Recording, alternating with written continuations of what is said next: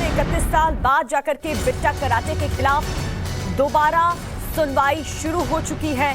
ये इस वक्त की बड़ी खबर। सतीश टिक्कू के परिवार ने कोर्ट में अर्जी दी है, जिसको बाद 31 साल बाद बिट्टा कराटे के खिलाफ एक बार फिर से सुनवाई शुरू हो चुकी है।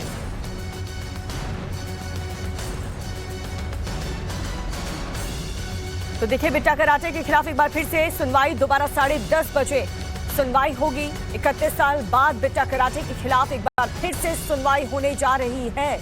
31 साल बाद बिट्टा कराटे की फाइल एक बार फिर से खुलेगी, एक बार फिर से जांच बैठेगी। सतीश टिक्कू के परिवार ने कोर्ट में दरअसल अर्जी दायर की थी। बीजेपी के राष्ट्रीय महासचिव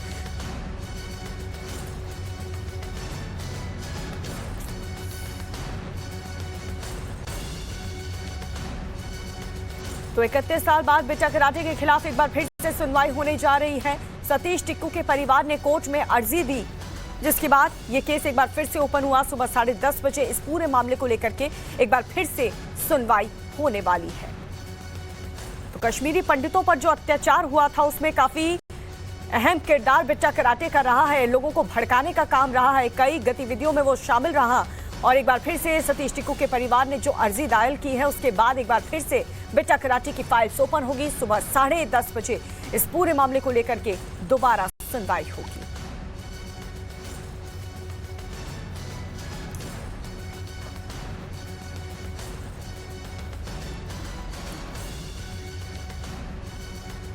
तो सुबह 10:30 बजे इस पूरे मामले की सुनवाई होने वाली है। इस पूरी खबर को लेकर के और भी जानकारी हम आपको देंगे, लेकिन इस बीच एक बार फिर से आतंकी बिट्टा कराटे, जो कि हिंदू पंडितों पर जो अत्याचार 1990 के दशक में हुआ था, उसमें काफी अहम किरदार था।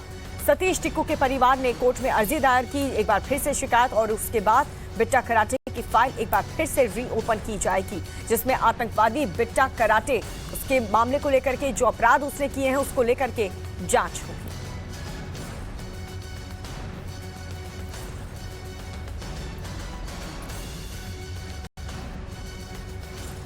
तो सुबह 10:30 बजे इस पूरे मामले को लेकर के सुनवाई होने वाली। आतंकी बिट्टा कराटे की फाइल एक बार फिर से रीओपन होगी। पूरे मामले की गहनता से एक बार फिर से सुनवाई होगी। इस खिलाफ, बिट्टा कराटे के खिलाफ जो फाइल दायर की है, उसके बाद एक बार फिर से इस पूरे मामले को लेकर के सुनवाई होने वाली है। सतीश टिक्कू के परिवार वालों ने अर्जी दायर की थी। सुबह 10:30 बजे इस पूरे मामले की सुनवाई होने वाली है।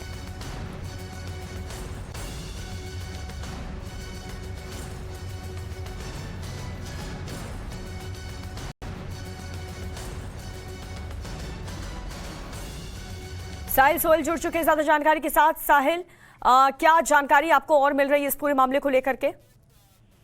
बिल्कुल, ये जो सतीश टिक्कू है, उसे 1999 में जो है बिट्टा कराटे ने कन्फेस भी किया था कि 20 के करीब उसने लोगों की हत्या की थी, कश्मीरी पंडितों की। उसमें एक सतीश टिक्कू भी है। उसकी फैमिली जो है पिछले 32 साल से लगातार इंसाफ के लिए दोहार लगा रही है, और उन्होंने कोर्ट केसेस भी अटेंड किए हैं। लेकिन अब क्योंकि एक ऐसा इकोसिस्टम बना हुआ था जिसमें जो है कश्मीरी पंडितों की सुनवाई नहीं हो रही थी। अब उन्होंने फ्रेश एक application Jammu Kashmir high court में दायर की है, और आज 10:30 बजे के करीब जो है पहली सुनवाई इसमें शुरू होगी। जो सतीश टिक्कू के पेरेंट्स है, उनकी तरफ से ये एप्लीकेशन गई है, और आज इस पे हियरिंग जो है शुरू होगी श्रीनगर कोर्ट। काफी गंभीर आरोप जब हिंदू पंडितों पर अत्याचार हुआ था, उस वक्त साहिल लगा था बिट्टा कराटे पर। एक बार फिर से फाइल रीओपन होना, और जो अर्जी दाखिल की गई है, उस अर्जी में क्या क्या कहा गया है?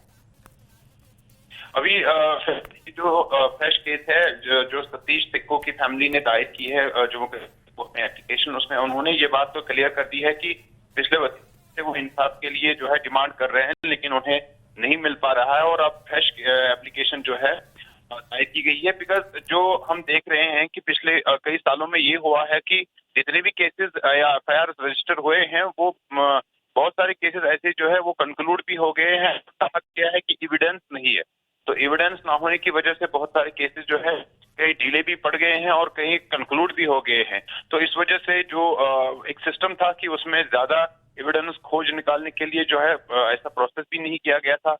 ये एक इल्जाम है कश्मीरी पंडितों की तरफ से कि जानबूझकर जो है एविडेंस को कल्प्रिट्स को एविडेंस डिस्ट्रॉय करने की जो है इजाजत दी गई है। और दूसरी तरफ से जो आई विटनेसेस है, जैसे हम देखते हैं नादीमर्ग केयर में 38 आई विटनेसेस लिस्ट किए गए थे, सिर्फ प्रोसिक्यूशन जो है वो 9 विटनेसेस कोर्ट में ला पाई, क्योंकि एक ऐसी सिचुएशन थी जिस जिसमें आई विटनेसेस भी टेररिस्ट के खिलाफ बोलने से डरते थे।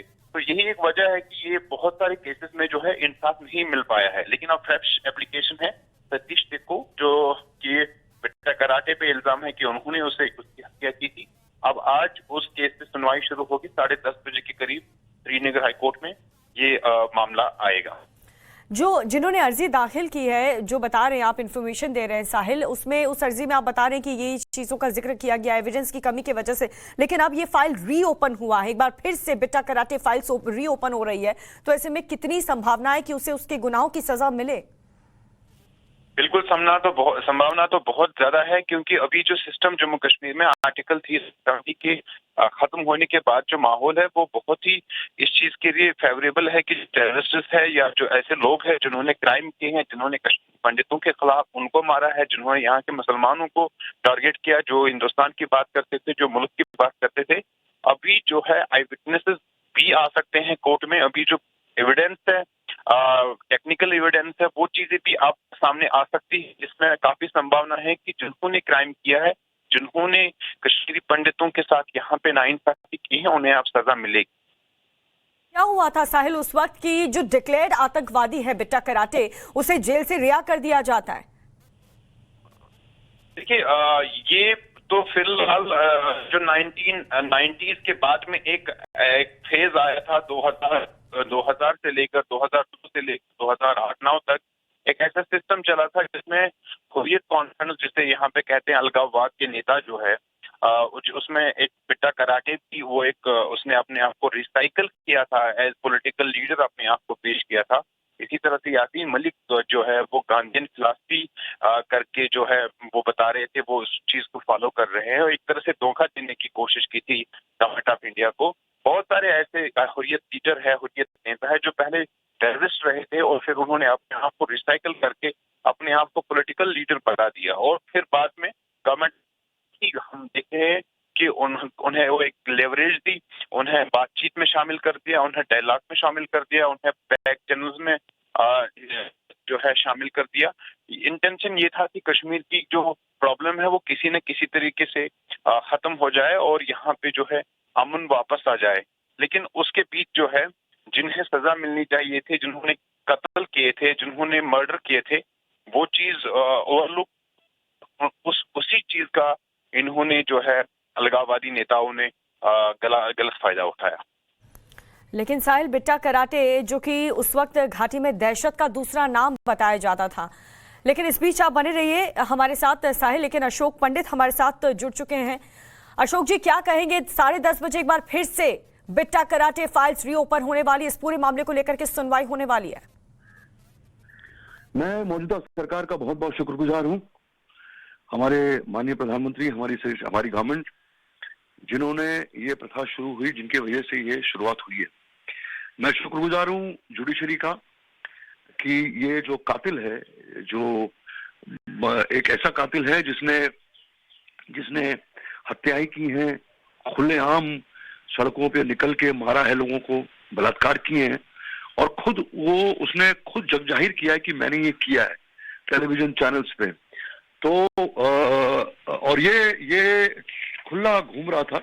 उसके बाद जब जेल भी गया तो इसको इकोनॉमिक ऑफेंसेस में डाला अंदर, एज ए टेररिस्ट नहीं डाला।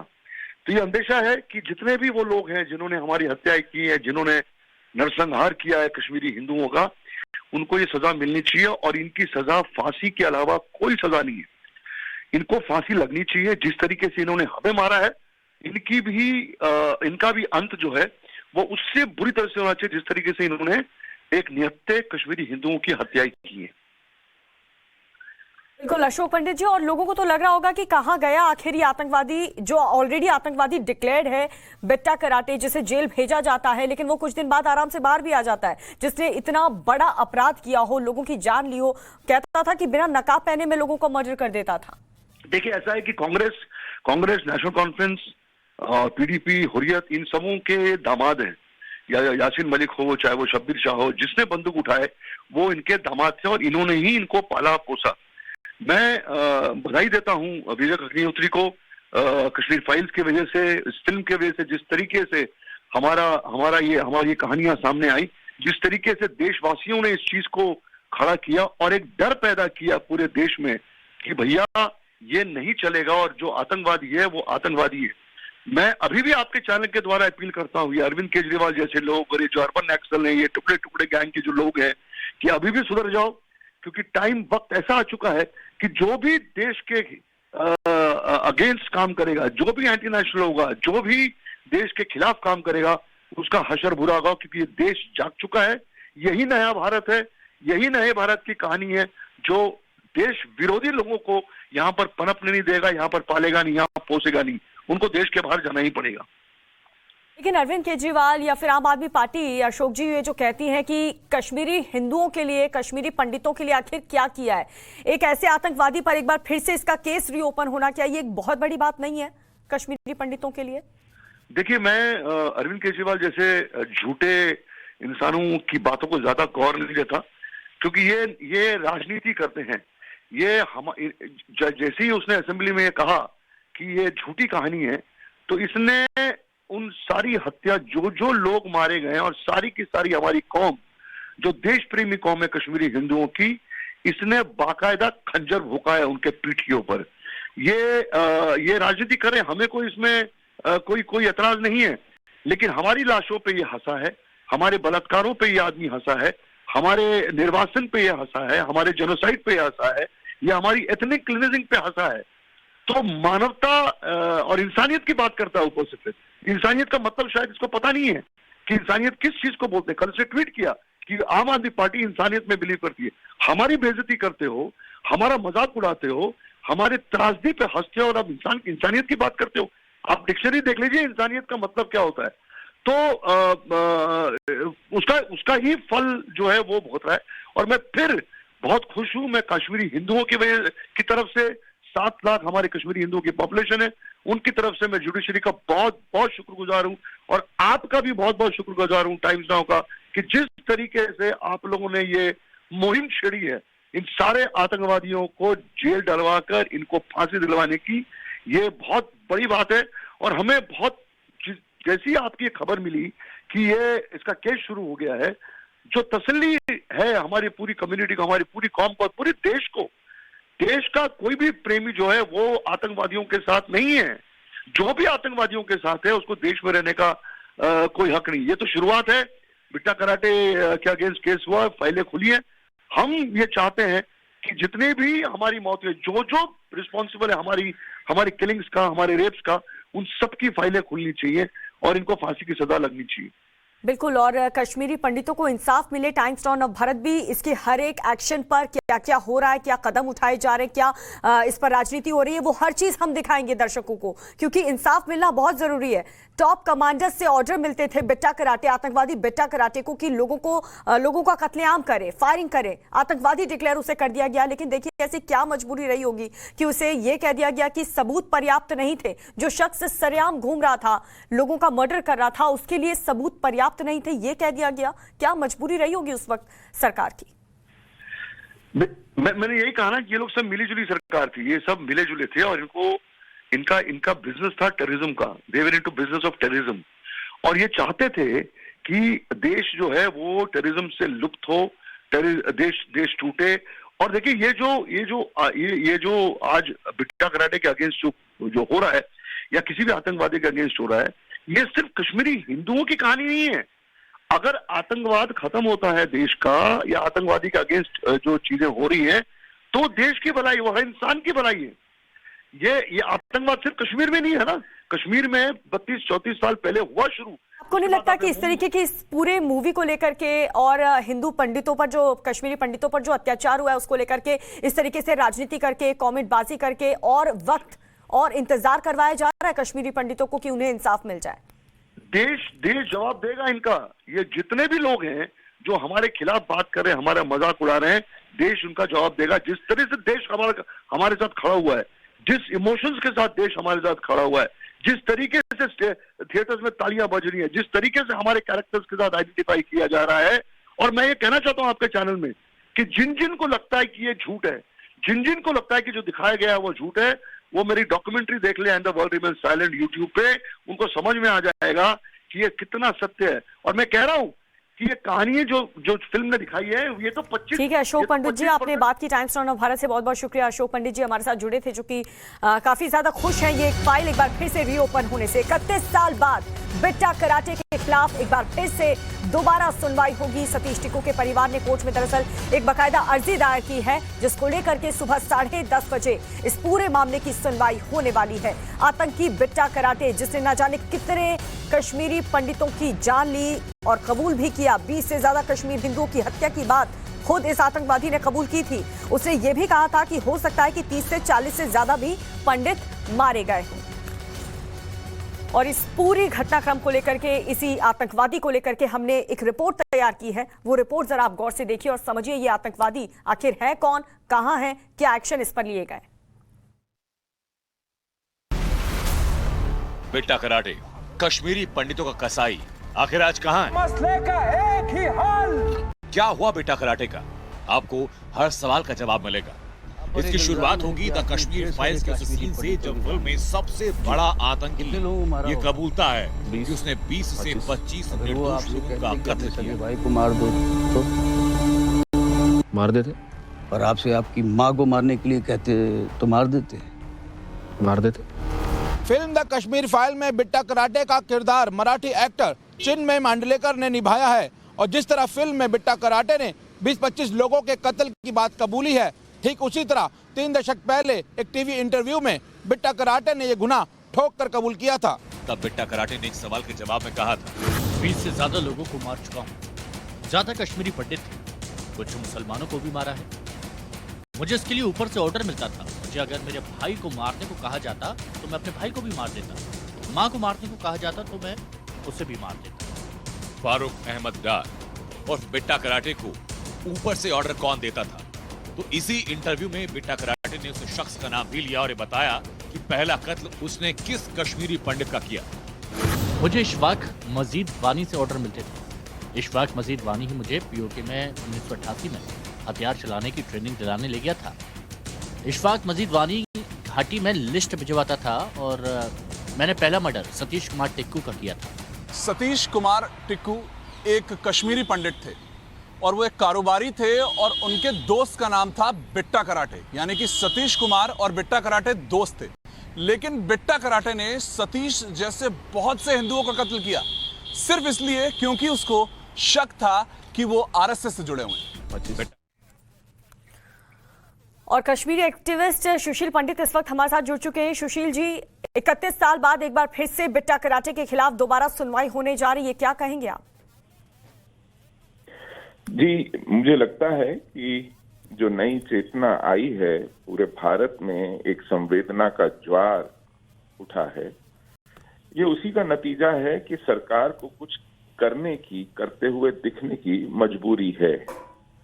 लेकिन मेरा बार बार ये आग्रह है कि कृपया आप इसको किसी एक व्यक्ति द्वारा हत्या की गई या किसी एक व्यक्ति द्वारा कोई अपराध किया गया न जतलाइए। ये हमारा सामूहिक संहार है, इसको जेनोसाइड कहते हैं। बिट्टा कराटे जैसे दर्जनों लोग तब सक्रिय थे और सतीश टिक्कू केवल एक व्यक्ति नहीं था, पूरे के पूरे समुदाय को निशाना बनाया गया। ये आपसी दोस्ती के बावजूद किया गया एक खून था, जबकि आज हम केवल इसको एक हत्या के लिए इस पर मुकदमा चला रहे हैं। ये जाति संहार का अपराध है, इसको अंग्रेजी में जेनोसाइड कहते हैं। हमारे पूरे के पूरे समुदाय को समूल नष्ट करने का प्रयास था। पूरे के पूरे समुदाय को कश्मीर घाटी खाली करनी पड़ी।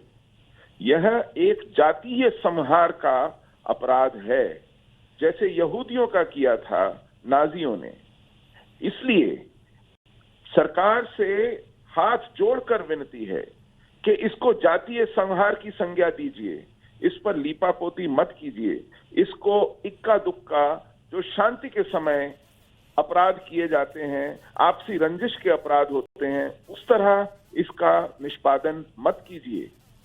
इसको एक जेनोसाइड की संज्ञा दीजिए, इसकी पुष्टि कीजिए कि ये जातीय संहार था, हमारा सामूहिक नरसंहार था और इसके लिए एक स्पेशल ट्रिब्यूनल बनाइए, एक स्पेशल कोर्ट बनाइए और ऐसे सभी अपराधियों को वहां पर सजा देने के लिए उन पर मुकदमा चलाइए और हम सभी पीड़ितों की, सब बचे हुओं की साक्ष्य लीजिए, उनकी गवाही लीजिए।